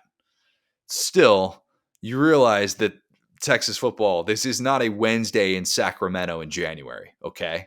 You got to find a way to look like you care and look like you're trying to win a national championship. This is like the Suns with KD. It's like, brother, your on off numbers are horrible. You can't like take your foot off. I was gonna joke about the Houston Rockets, but the Houston Rockets were like the 1 and 2 seed with James Harden, even though they were casual. This is like the KD Suns where he's like tweeting at halftime, and it's like, brother, go play some basketball, please. We need you out there. Texas's offense needs special teams.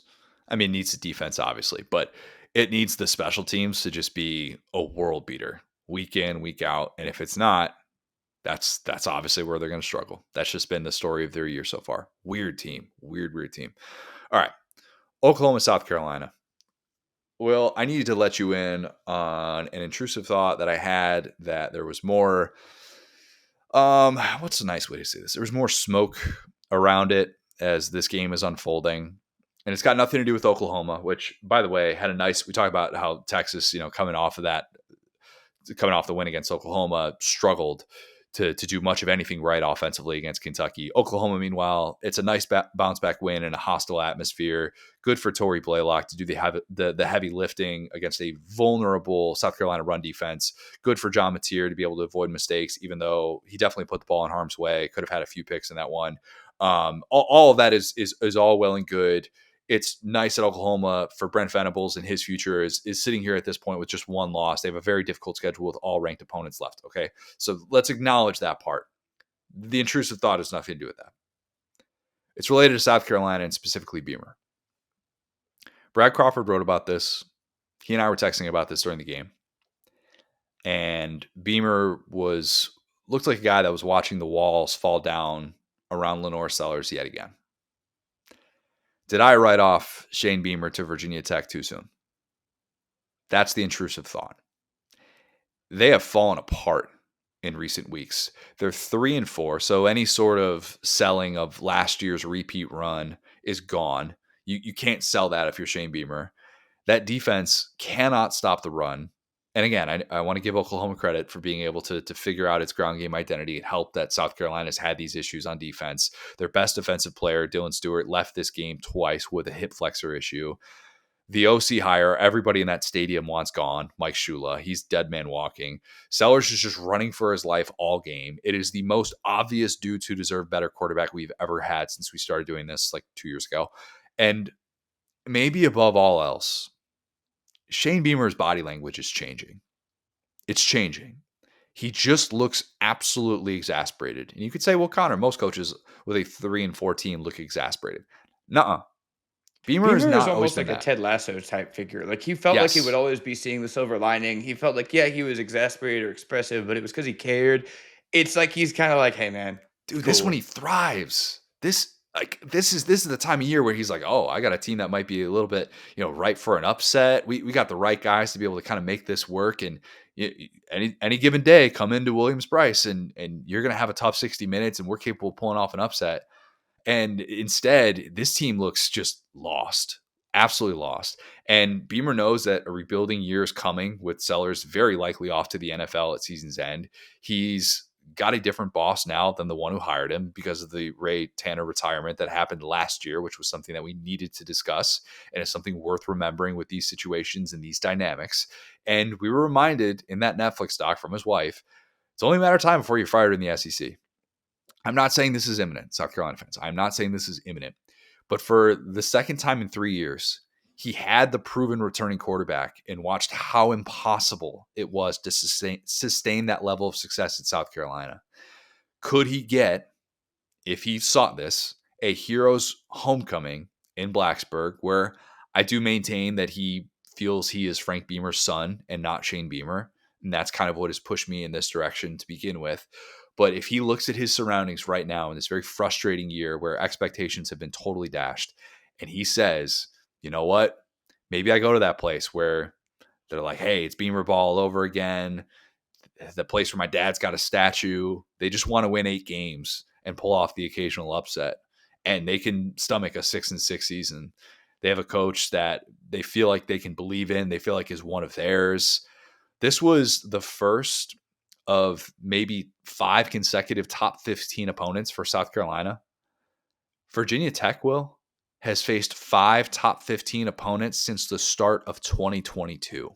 And one of them was Oh South wow. Carolina in the season opener this year. Right. Yeah, that's a good point. It's like, and a lot of those were early season, like how many of those finished ranked. So it start the pastures are starting to look a little bit greener, a little bit farther north. Because exactly your point, it's like I think Beamer is a good to very good coach. I think he's a very good fit at South Carolina. But at the same time, like the grind of the SEC schedule, the pressures of these jobs just can kind of get to you. And it does feel like I'm not going to say South Carolina fans are spoiled in any capacity because I think they knew that the Spurrier thing was very unique. And I think they've been through a lot of pain through Muschamp and kind of the lost years where they appreciated Beamer, at least through last year, right? But there was still like some chirping before then, like in the Rattler years and all that. But that being said, it's kind of just like where do they go from here is the big question. And the recruiting hasn't taken a hit quite yet. You know what I'm saying? So you that if you were a guy who wanted to keep Beamer or if you were applauding that relationship to continue, you kind of say, well, he's still recruiting his butt off. You know, maybe that's a little bit more in the barn from last year that guys had been like they were sold on last year's team.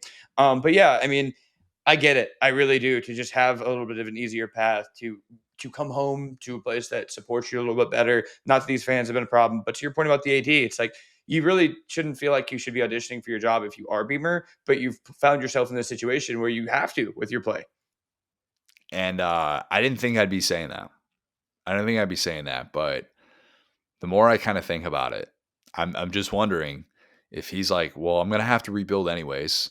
I can go to a place and essentially extend my leash instead of feeling like I'm on the hot seat next year because it's tough to imagine Beamer avoiding conversations about his job security next year if this season ends up being 5-7, 6-6, which South Carolina at this point is like, I don't know that you're steering towards 6-6 exactly.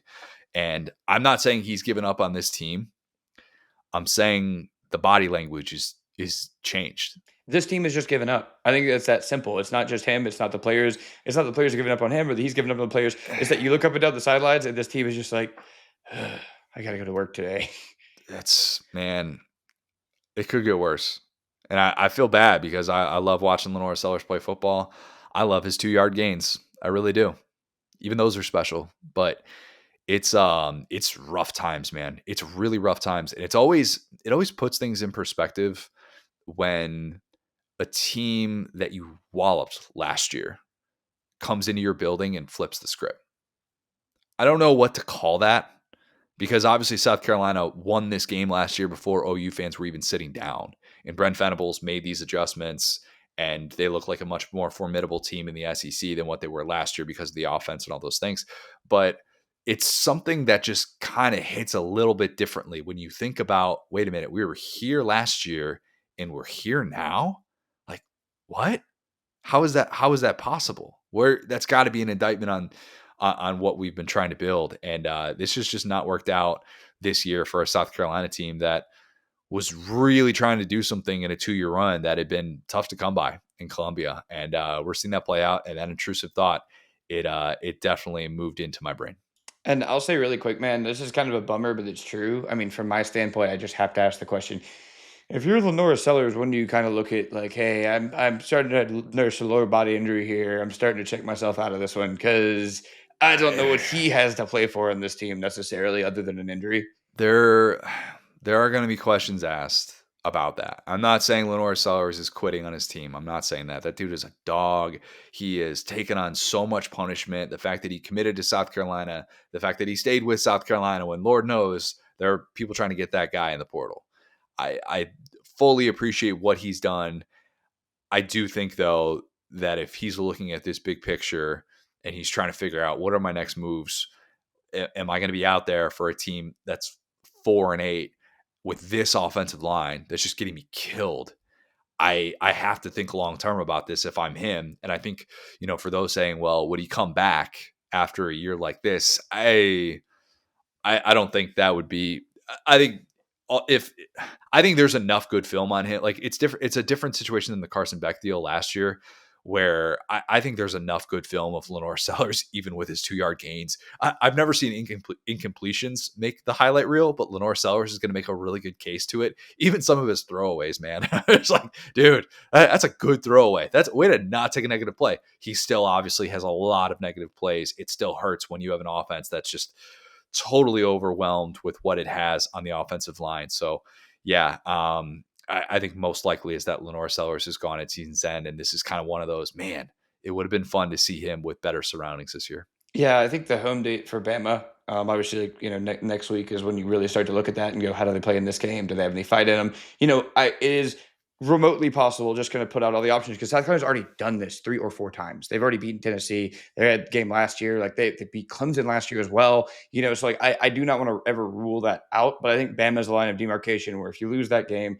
you're 1-5 in the SEC, your season's over. I think if I'm Sellers at that point out, I don't fault the guy for checking out. And to your point, I think his story here is kind of over if that happens, right? Because if Beamer stays, they're going to rebuild, right? So I think that if Sellers comes back to college, he's probably going to go somewhere else. He's going to want to go to probably like an Ohio State or a place that like has a little bit better talent around him. So that being said, I think there's probably about one more game for this version of the South Carolina team. Even if Beamer stays, even if Sellers comes back, they won't be, I don't think, together next year. I would think he'd be gone to the NFL. 2 years as a starter, and If Richardson's getting drafted that high, there's a lot to believe in with one Sellers that wasn't wrong. one With year as a Richardson. starter. God, Lenore Sellers is a million times better of a college football player than Anthony Richardson. Can we get that on record? I don't know what that means from a next level standpoint. I know there are people that really, really like Lenore Sellers to the next level already, and I don't necessarily think that they look at what he's experienced this year and view that as some sort of indictment on him entirely. It's not to say he's a perfect prospect, but I would tend to think that he's going to be in a different situation where if he declares for the NFL draft, it won't be a Carson Beck thing where you all of a sudden have people like Todd McShay saying, I don't know what type of advice he got, but that advice was bad and it was poor. I think everybody would kind of get it. Okay. Yep. Mizzou and Auburn, Will. As of this recording, which apologies if you see me look down at my phone like 9-10 different times during this episode, it's what happens when you've got a Sunday like what we had in the SEC. You just can't script it with Hugh Freeze. Auburn losing in double overtime with the final play being Jackson Arnold trying to avoid a sack and then throwing it to his own lineman was all you needed to know about this one. Fourth consecutive Auburn loss, fourth consecutive heartbreaker. This almost felt borderline mean by the college football gods, the way this played out. This was because Auburn didn't completely implode. I would actually argue that Mizzou made more of those crucial mistakes down the stretch to ruin its opportunity late in regulation, outside of the old DPI, unnecessary roughness combo on the game tying drive that Auburn essentially just handed them.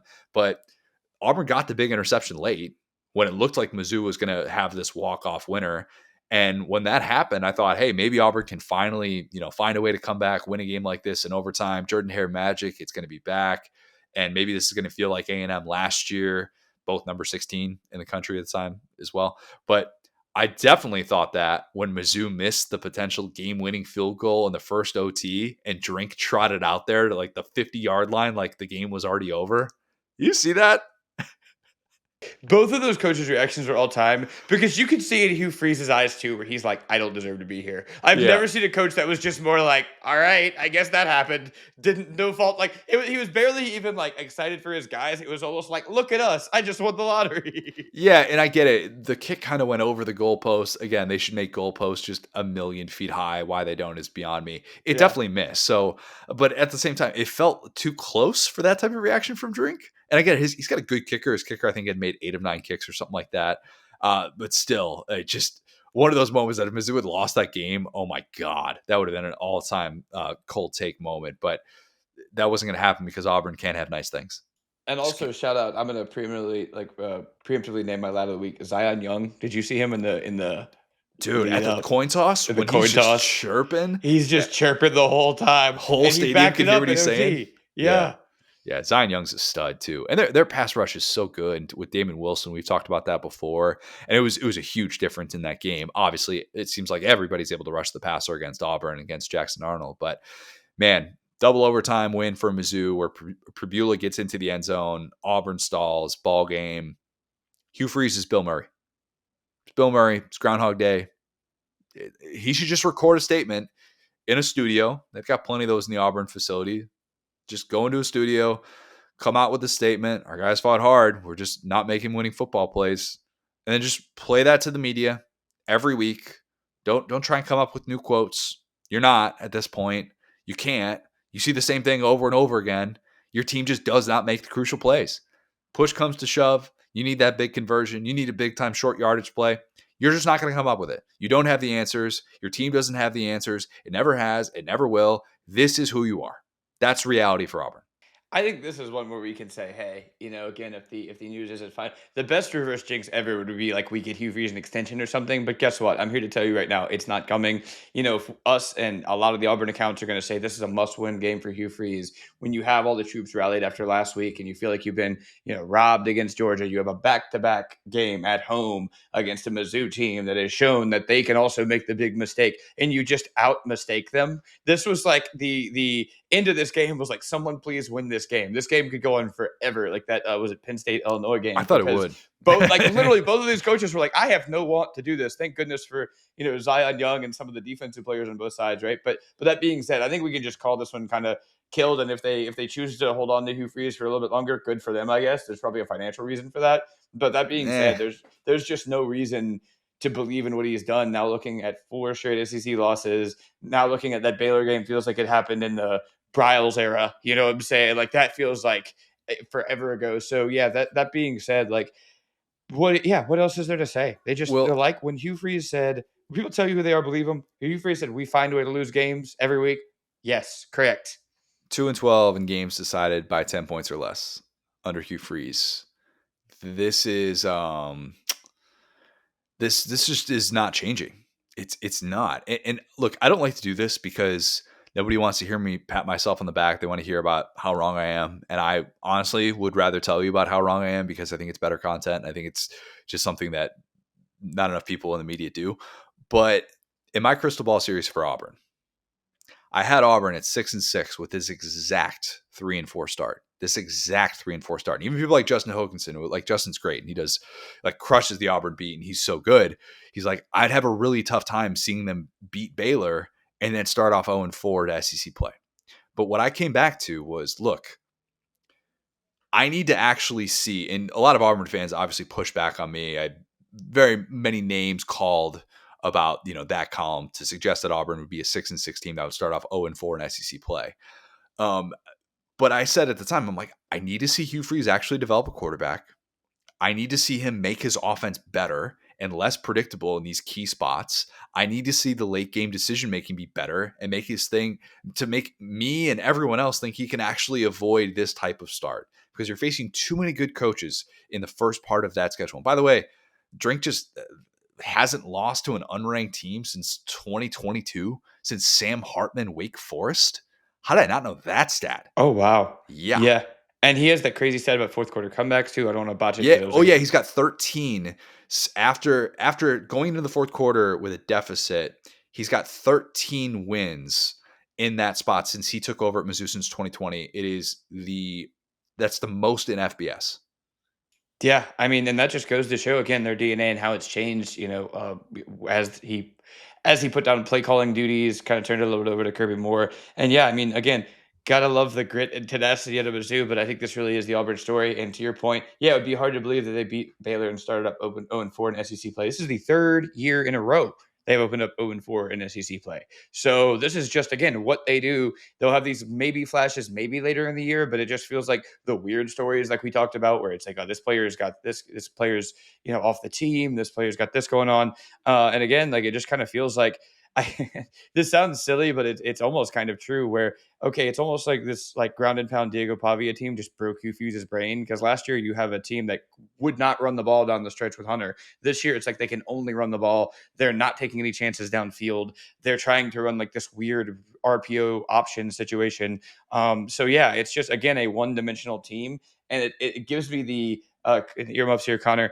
Justin Fields in the NFL feel, where it's like this guy never threw interceptions. Well, Fair. yeah, because he never took chances. He fumbled a good amount. You know Hey, what I'm saying? But yeah, Jackson Arnold threw an interception in this game. that's the thing. I was gonna say it's like he Streak finally over. threw an interception. And good for him, but it his interception wasn't enough. No, I think the hay's in the barn. It's just at this point, like I said, when Hugh Freeze got fired and got hired and immediately started struggling, I said the only thing I don't want to be able to say about this team is that they're boring, and they have been boring for 3 straight years.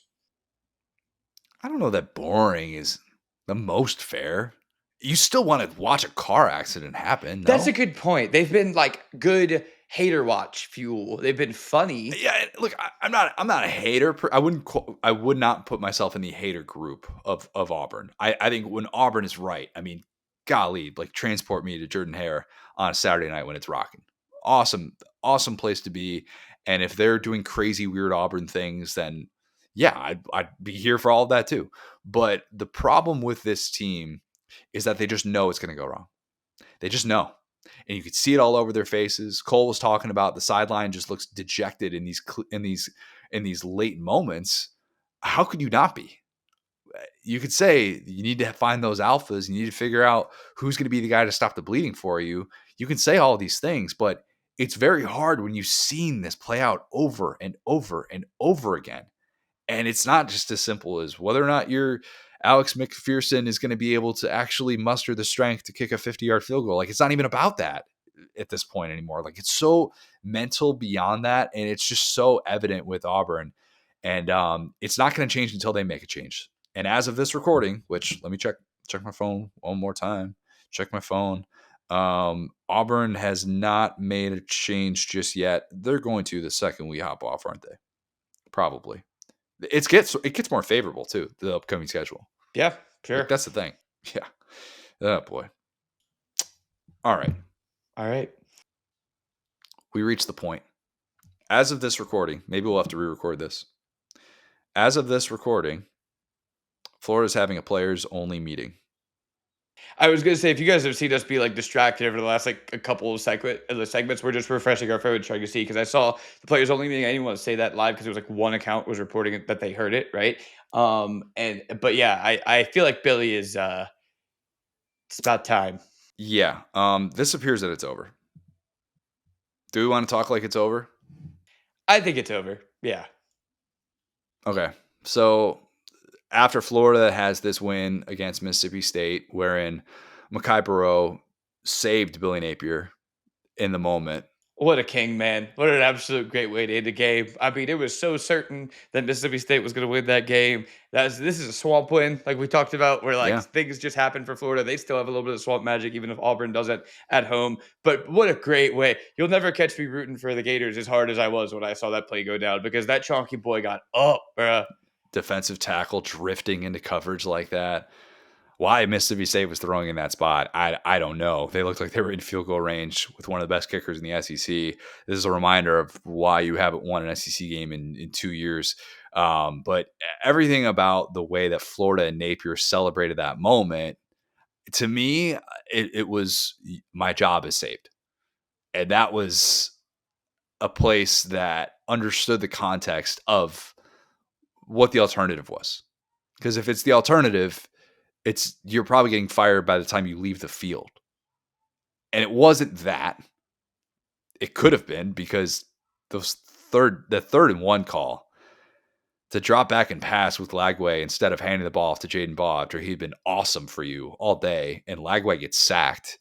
You're going, oh, this is how the Billy Napier era ends. That It that did, to play. be fair, have a guy open, but exactly to your point, it's like, why would you even put yourself in that situation? It was just such a sad, I guess it's a sack versus a rushing attempt because they lost so much yardage, but he just accepted his fate and fell down. Let's just fast forward and assume that this has happened. And if it hasn't, we recorded this late, by the way, as well. This is 1:40 Eastern. We're usually done like an hour earlier. And let's just assume this has happened. This players only meeting that is unfolding is indeed curtains for the Billy Napier era. There will not necessarily be a long eulogy, because I feel like we've talked about that very repeatedly. Neil Blackman, many others who have come on the show and broken down why this hadn't worked, what could have been different if Billy Napier just hired a play caller, and if he had been able to recognize early on, oh yeah, this issue is plaguing my offense and I can't take care of those other things, and we just make too many mistakes over the course of a game that come back to the head coach for us to actually be a good football team week to week. We've already talked about all that. Okay. We've already talked about all that. If you're Scott Strickland, Will, who's your move? Because you did not like this move when it happened initially. You hated this move. Yes. And if you could just sit there in that seat right now and make phone calls. I'm not saying like, oh, you need to squeeze a dollar this way or that way. I'm Mhm. saying, Will Ogburn, I give you the total authority to be able to pursue who you want to pursue. Who are the first two people that you would be going after? Yes, I mean, I'll say, to kind of put a bow on that, this has been such a weird thing for me because the first couple of years outside of the Utah win, folks, because it started off very rocky, but this has gone exactly to the Oh, script Rocky of, for your take, you're saying. yeah, for my Yeah, take, yeah, right? yeah. Like, Okay. okay, initially when you beat Utah, it looks like you might have found the guy you thought you found, but pretty much every day since then has gone kind of the way I thought it would. Now, again, last year there was this weird period where they beat Ole Miss and my team LSU, to where I had to kind of be like, okay, Billy Napier, but I just never really backed down, for lack of a better term, right? And I think that Gosh, savage, Will. the issues they Come had on. were Come so on. systemic. You know what I'm saying? And I like DJ Lagway. I really do. I like him as a person. Whenever we got to talk to him, I like him as a player. I like him as a prospect. But this clearly was not the right move for him as far as a coaching staff that was going to develop him and take care of him. Obviously, some of this blame can go on some players, but I think that when you have so many players, when you bring in a Graham Mertz who still doesn't really move the offense in the way that you hoped, when you have talented running backs and you don't use them, when you have talented pass catchers or a talented offensive or defensive line that we love going into the year and they collapse in big moments. Special teams was something that was, I mean, I could go literally up and down every phase of this team. None of it's looked good. And I think that, again, funny enough, and I'll close on this note, special teams is the part of it where I really felt like they're never going to figure this out, because that is the, when your coach is over his head, you get these weird formations, these weird penalties where guys are learning the rule book on the sidelines. That was my number one thing where I was like, you're going to need a job or two before you're ready for this. We promoted you a little bit too early. And we can always see when the Kirby Smarts or the Sean McVays get in there and they make one or two mistakes and they start to figure it out. That never really happened for Billy. So that to say, a lot of the guys that I think you would want, like, a Signetti, Lane Kiffin, they're already Nope. discussing an extension. Those Hey, guys are. whoa. We got Signetti for $11.5 million Mhm. lifetime. He's going to retire in Bloomington. He's already said, I want to be buried in Bloomington. He didn't say that, but that Yeah. contract kind of did. The contract kind of did, right? And that guy's just so different, so it's just hard to anticipate. But again, there have been talks of kind of Lane Kiffin extension, so that list is starting to get, shorter and shorter. And that being said, the big mistake, and I get why they had to make it, especially coming off of, the basketball team success and all this. The The Strickland extension. Well, not even that. Like the Strickland, I think Strickland outside of this hire, again, Florida's baseball program has been respectable. Their basketball program has been revitalized. I don't think Strickland is like a bad AD at this point necessarily. He's definitely been up and down. Don't get me wrong. There have been some bad moments and bad hires. But that being said, I think that they held on to him too long. I think that I knew who Billy Napier was last year for sure. And I think that those two wins really set the program back because you could have had those backdoor conversations with Sexton and with all these different guys. But when your outward focus is we're going to support our guy, it's hard to do that. Not that Strickland isn't doing the due diligence and at least reaching out, but until you have the go ahead to really put those offers on the table and really pursue guys that are happy. That's the thing. If you want to go get a Signetti or Lane Kiffin before these extensions come out, you have to go full court press and like really let them know that they Yeah. can have anything they want. Not, well, we got a guy that we want to see how he goes, So that being said, like there are some smaller guys, maybe like a Summerall, we've seen some of that Yeah. stuff, but I really don't know who is out there that is proven enough. That's the thing, because you can't take another shot on the hot young OC. You have to get a guy who is going to get this brand back to where it deserves to keep the boosters happy at this point.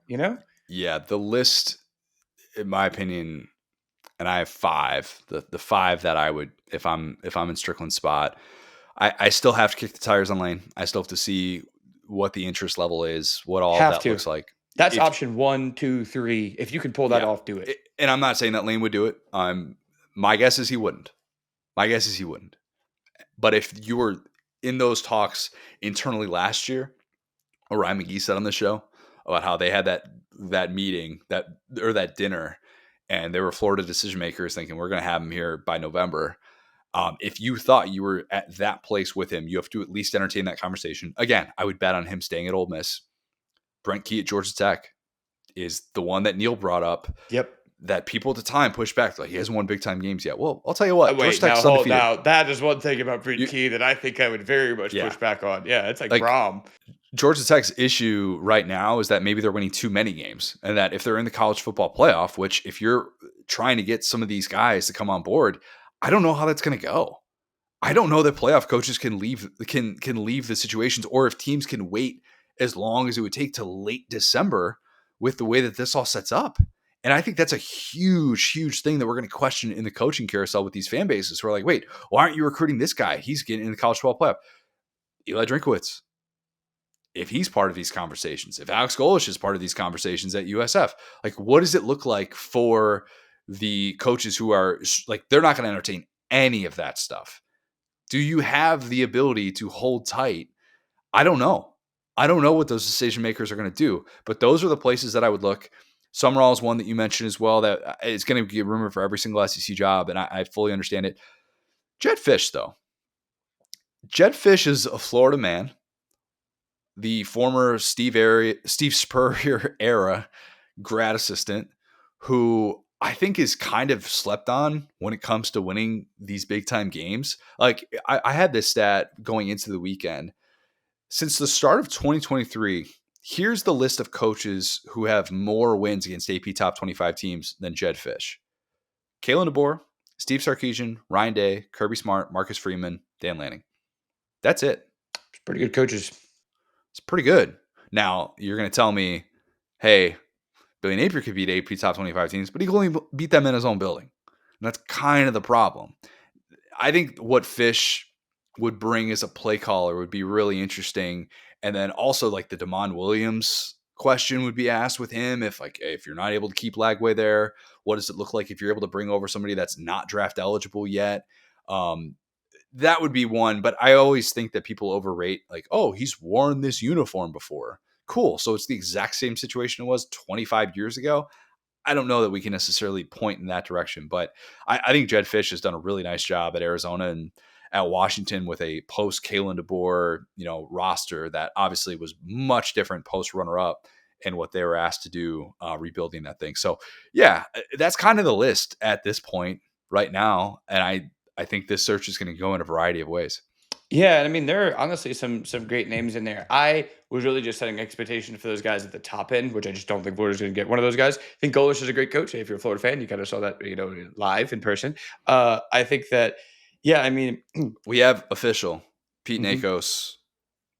We have Chris Lowe, Brett McMurphy. There you go. Breaking Florida has news. fired Billy Napier. I knew. See, we weren't just filibustering for nothing. We There you weren't just go. filibustering for nothing.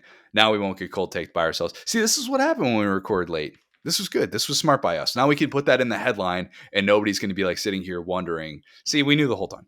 Yeah, we literally this is the joke we always tell is that literally we finished and Pittman got fired. So maybe, yeah, if there's a coaching situation, we should just wait a little bit. But yeah, and hey, I mean, just one quick note on that. Again, we could still see Mike Norvell get fired. So if you're Florida, at least you can look at your brothers and go, hey, you guys are just like us. There's not a Yeah. big, yeah, there's a gap between Georgia, but that's been there. And Miami. But no, like so really quick, Brent Key, I think is a great name. I think you make a very good point that I'll add some context to. It's that now imagine this, just to hear me out here. You're a Florida fan, you're rooting against Miami, Louisville, right?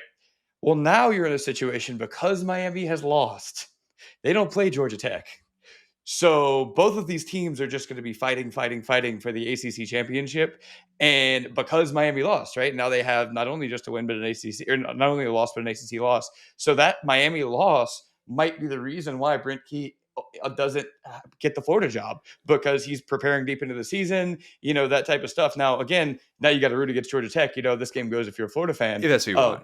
But If it's who you want. Yeah. exactly. But I think that's exactly right. I think Jed Fish being kind of your quote unquote worst case is a great place to be. I think Key's awesome. I think Golish is awesome. I would go Key, Golish, Fish in that order. And Key is also at his alma mater, which is what every Georgia Tech fan will tell you. He's also making $4.5 million. And that's the thing that would probably give me a little bit of pause with drinking Kiffin and poaching somebody like that who they're on $9 million contracts.